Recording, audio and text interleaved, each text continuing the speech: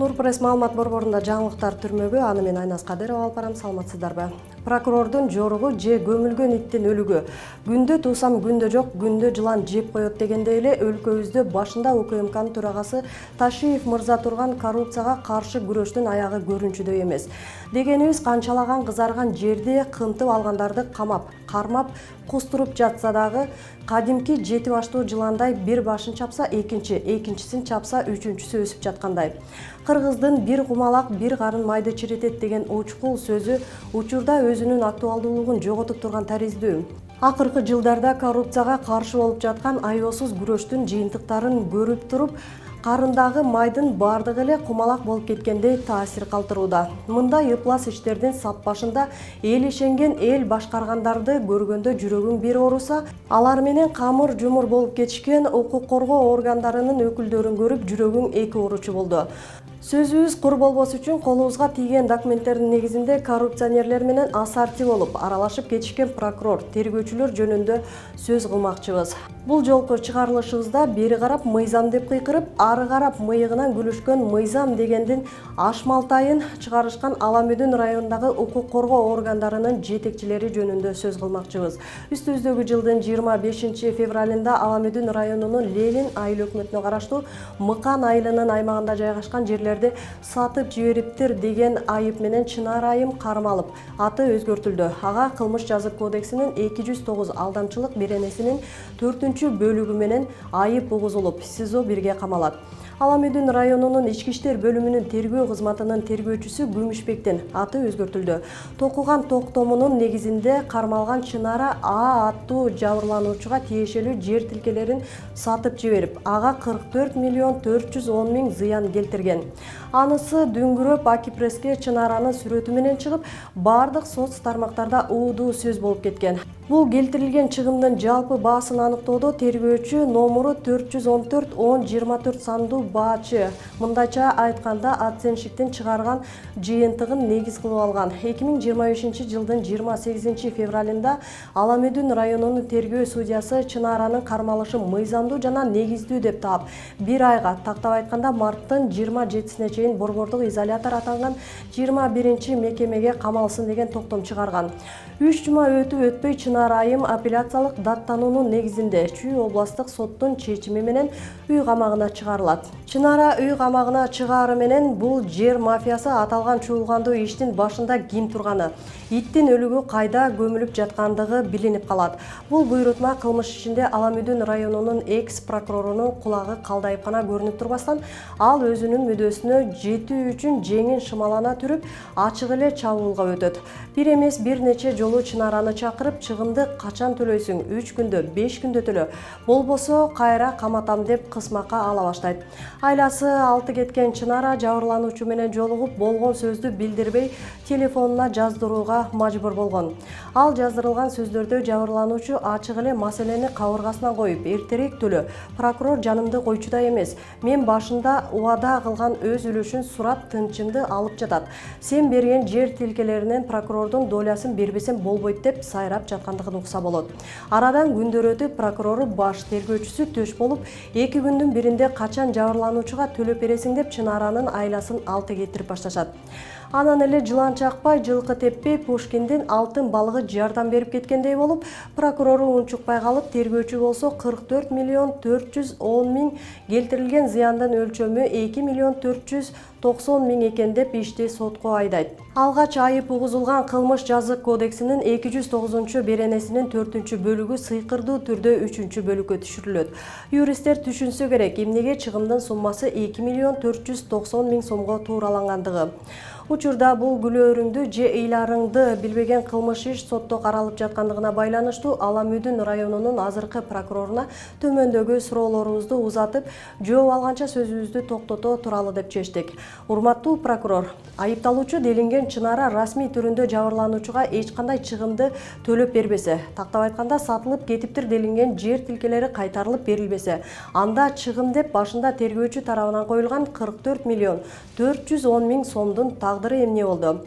Тергөөчү 104-13-25 сандуу баачынын оценщиктин жыйынтыгын негиз кылып алса, анда башында камакка алганга негиз болуп берген оценщиктин 414-10-24 сандуу жыйынтыгы кайда калды? Тергөөчү кайсы тергөө амалдарынын негизинде келтирилген чыгымдын баасын 20 эсеге түшүрдү? Эмнеге тергөөчү 2.490.000 сомго токтоду? Келтирилген чыгымдын баасы жазык кодекс боюнча 2.500.000 сомдон ашып кетсе, оор кылмыштар катарына кирерине байланыштуу эмеспи? Прокуратура кылмыш ишин бекитип жатканда жарым жолдо жоголгон 44 миллион жайында кызыктуу экен. Кызыкса тергөөчү кайсы тергөө амалдарын же чыгымдын калган бөлүгү кайтарылып берилди делинген документтерди көрсөтө алды болду экен. Буйрутмаларды булк этпей аткарып жүргөн тергөөчүнүн иши иликтелинеби же эл ичинде эрдиктери аңызга айланып жүргөн тергөөчүнүн бул жолку иштери дагы көз жаздымында калып калабы? Акырында 44 миллион жеп коюптур деп айып тагылып, камалып чыгып, жер мафиясынын ана башы аталган Чынарага прокурор жана тергөө кызматы тарабынан келтирилген моралдык чыгымдын тагдыры кандай болуп калат болду экен? Азырынча ушул жерден сөзүбүздү токтото турууну чечтик. Себеп дегенде прокуратура менен милициянын биригип алып, далайлардын тагдырларын талкалаган бул биринчи иши эмес экендигин колубуздагы документтер көрсөтүп тургандай.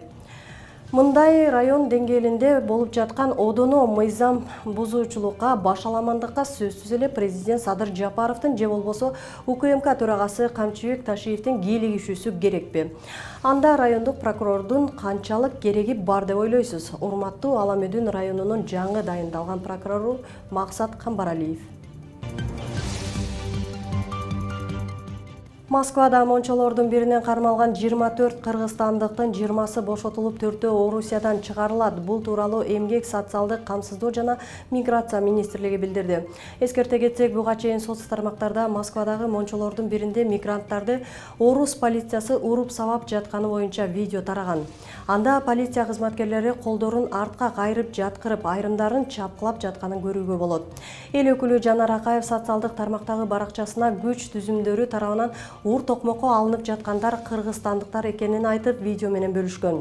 Кыргызстандын тышкы иштер министрлиги окуяга жооп кылып, кыргызстандыктардын документтерин текшерүү үчүн Москванын Тимирязев райондук полиция бөлүмүнө жеткирилгенин тастыктап, аларга укуктук жардам берилип жатканын жана окуя териштирилип жатканын билдирген. Бишкекте дайынсыз болуп жаткан жарандын сөөгү табылды. Бул тууралуу Свердлов райондук ички иштер бөлүмүнөн билдирди. Маалыматка ылайык, ушул жылдын 13-мартында милицияга 60 жаштагы жарандын дайынсыз болуп жатканы тууралуу арыз түшкөн.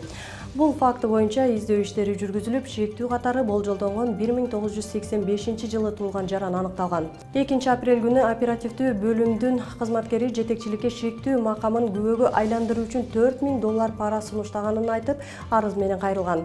Мындан соң шектүүнү кармоо боюнча иш чара уюштурулуп, иш бөлмөдөн 325.000 сомун өткөрүп жаткан жеринен кармалган. Кийинки тергөө амалдарынын жүрүшүндө шектүү жасаган ишин мойнуна алып, дайынсыз жоголгон 60 жаштагы жарандын сөөгүн үйүнүн короосуна көмүп койгонун көрсөткөн. Учурда керектүү экспертизалар даярдалып, жасалган кылмыштын жагдайлары жана себептери такталууда. Кыргызстан, Өзбекстан жана Казакстандын жарандары Мьянмадагы эмгек кулчулугунан кайтарылды. Бул тууралуу Өзбекстан Республикасынын тышкы иштер министрлигинин алдындагы Дуне маалымат агенттиги билдирди. Буга чейин 2 өзбекстандык башкы консулдукка жардам сурап кайрылышкан. Алар Мьянмада адам сатуунун курмандыгы болгонун айтышкан. Жабырлануучулардын айтымында Таиландка интернет аркылуу жогорку маяналуу жумушка келишкен. Аларга учакка бекер билеттер берилип, Таиландтан алдоо жолу менен Мьянмага жөнөтүлүп, ал жактан алдамчылык байланыш борборлорунда иштөөгө аргасыз болушкан. Аларды жумуштан баш тартканы үчүн сабап салабыз деп коркутуп, боштондукка чыкканы үчүн чоң суммадагы акчалай компенсация талап кылышкан. Ушундай эле абалга кыргызстандык менен казакстандыктар да туш болушкан. Мьянма бийлиги менен макулдашылган иш аракеттердин натыйжасында 7 кыргызстандык, 2 өзбекстандык жана 4 казакстандык Таиландга, андан соң өз өлкөлөрүнө жеткирилген. Быйыл картошканы көп айдабагыла. Мындай сунушун Суу ресурстары, айыл чарба жана кайра иштетүү өнөр жайы министрлиги билдирди. Себеби быйыл картошка 4,5 миң гектарга отургузулган. Бул былтыркы жылдын ушул мезгилине салыштырмалуу 1,7 миң гектарга көбүрөөк дегенди билдирет. ИАЭП жана коңшу өлкөлөрдө картошкага муктаждык жогору болгондуктан баа көтөрүлдү. Быйыл бул жагдайды эске алып, аталган өлкөлөрдө картошка эгилген аянттар көбөйүшү мүмкүн. Жыл сайын өзгөрүп турган базар экономикасынын талаптарына ылайык коңшу өлкөлөрдөгү жагдайга көңүл буруу зарыл деп жазылган маалыматта. Өткөн жылдын соңунан тартып Кыргызстанда картошка кескин кымбаттап, базардагы баасы 60-70 сомго чейин чыгып кеткен. Адистер буга негизги эки себеп бар экенин айтышты. Түшүмдүн жылдагыдан азыраак жыйналышы жана коңшу өлкөлөргө экспорт эки эсе көбөйүшү. Улуттук статистика комитетинин маалыматына ылайык, Кыргызстан былтыр Өзбекстан менен Казакстанга жылдагыдан эки эсе көп экспорттаган. Кайрадан көрүшкөнчө саламатта туруңуздар.